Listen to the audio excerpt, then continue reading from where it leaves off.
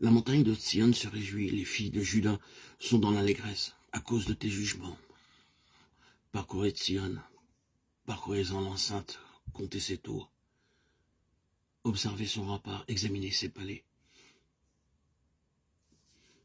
pour le raconter à la génération future. Voilà le Dieu qui est notre Dieu éternellement et à jamais.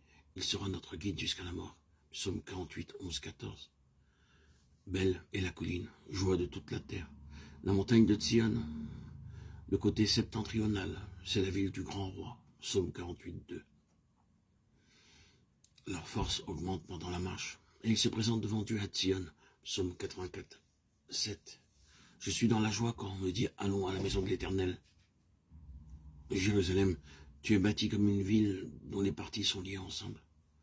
C'est là que montent les tribus de l'Éternel, selon la loi d'Israël, pour louer le nom de l'Éternel. Car là sont les trônes pour la justice, les trônes de la maison de David. Psaume 122, 1, 5. C'est là que montent les tribus de l'Éternel, selon la loi d'Israël, ou un témoignage à Israël.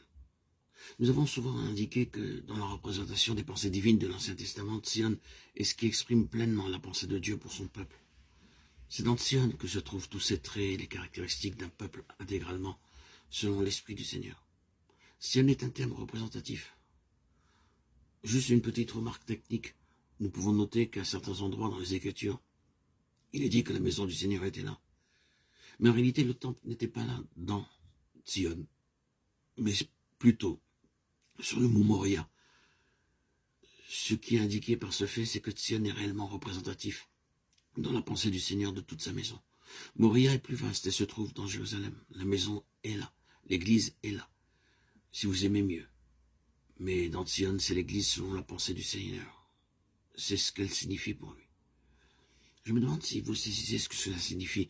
Vu dans son ensemble, l'église n'est pas toujours ce que le Seigneur désirerait qu'elle soit. En considérant l'église aujourd'hui dans son ensemble, qui dirait qu'elle est très proche de la révélation que nous en avons dans la parole de Dieu. Celui qui l'affirmerait ne connaîtrait pas grand-chose de la révélation de Dieu concernant l'Église.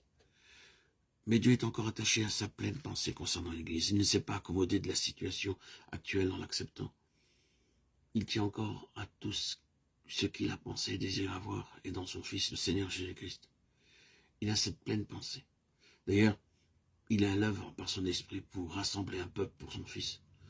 Non pas distinct de l'Église comme une entité, non pas comme un corps séparé dans la réalité, mais en une compagnie représentative qui réellement le satisfasse plus pleinement, comme étant sa pleine pensée à l'égard de l'Église.